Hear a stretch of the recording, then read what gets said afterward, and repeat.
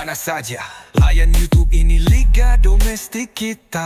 Ini adalah Liga kita, Liga Malaysia. Berita terkini.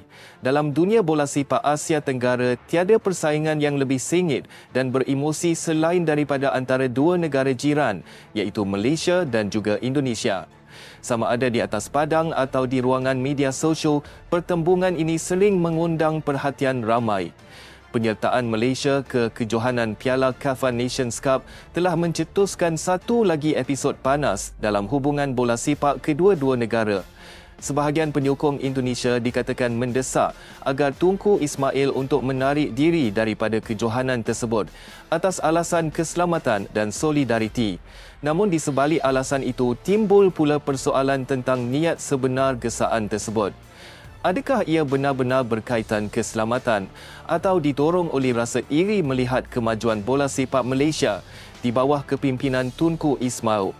Seperti yang anda perlu tahu, Piala KAFA atau KAFA Nations Cup merupakan kejohanan bola sepak anjuran Central Asian Football Association yang menghimpunkan negara-negara Asia Tengah seperti Iran, Uzbekistan, Tajikistan, Turkmenistan dan Afghanistan. Malaysia diundang sebagai pasukan jemputan untuk edisi kali ini sekaligus membuka peluang kepada skuad negara untuk menimba pengalaman untuk beraksi menentang pasukan dari zon yang berbeza.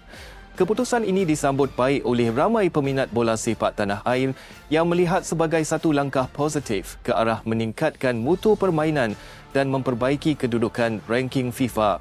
Namun di sebalik keterujaan ini, muncul pula suara-suara dari kalangan penyokong Indonesia yang mempersoalkan penyertaan Malaysia. Sebahagian netizen Indonesia menyuarakan kebimbangan terhadap keputusan Malaysia untuk menyertai KAFA Cup, khususnya kerana salah satu negara peserta adalah Iran, sebuah negara yang kini dikaitkan dengan ketegangan geopolitik dan isu keselamatan domestik. Mereka menggesa TMJ dan Persatuan Bola Sepak Malaysia mempertimbangkan semula keputusan itu atas alasan keselamatan pemain. Namun apa yang menjadi persoalan ialah motif sebenar di sebalik gesaan itu. Ramai pemerhati dan peminat tempatan melihat ia bukanlah semata-mata soal keselamatan, tetapi lebih kepada keengganan sesetengah penyokong Indonesia menerima kenyataan bahawa Malaysia kini sedang melangkah ke hadapan dalam pembangunan bola sepak. Memang benar bahawa Iran kini berdepan cabaran dari segi kestabilan politik dan keselamatan. Namun penting untuk dinyatakan bahawa kejohanan KAFA Cup tidak sepenuhnya berlangsung di Iran. Terdapat beberapa venue lain yang telah dikenal pasti di negara-negara seperti Uzbekistan dan Tajikistan yang lebih stabil. Malah penganjur telah memberi jaminan bahawa aspek keselamatan akan diberi keutamaan dan segala protokol keselamatan antarabangsa akan dipatuhi. Adakah alasan Iran tidak selamat secara selektif oleh segelintir penyokong mereka itu valid atau sebenarnya lebih kepada iri hati? Jika benar keselamatan menjadi kebimbangan utama mengapa gesaan itu tidak disuarakan terhadap negara-negara lain yang turut menyertai kejohanan itu? Tidak dapat dinafikan bahawa TMJ telah membawa perubahan besar dalam lanskap bola sepak Malaysia. Dari pembangunan infrastruktur, peningkatan di liga domestik dan peningkatan kepada hubungan strategik antarabangsa seperti KAFA, Tunku Ismail dilihat sebagai penggerak utama revolusi bola sepak negara.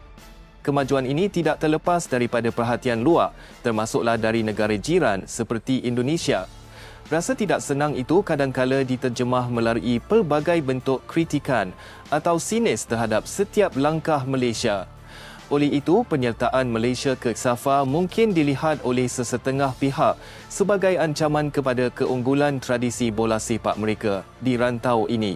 Satu lagi punca ketegangan ialah keputusan FAM untuk tidak menyertai perlawanan persahabatan yang dicadangkan oleh Indonesia dalam tempoh yang sama. Malaysia sebaliknya memilih KAFA Cup sebagai platform pendedahan antarabangsa dan menolak dari menyertai perlawanan persahabatan dengan Indonesia. Keputusan ini dianggap oleh segelintir pihak Indonesia sebagai isyarat Malaysia berlagak, sedangkan realitinya Tunku Ismail mempunyai visi jangka panjang yang lebih strategik. Penyertaan dalam kejohanan seperti SAFA mampu memberikan mata ranking FIFA yang lebih bernilai. serta pengalaman menentang pasukan-pasukan dengan gaya permainan berbeza.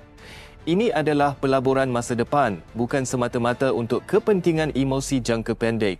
Fakta jelas menunjukkan bahawa Malaysia dijemput secara rasmi ke CAF Cup dan telah menyatakan komitmen penuh.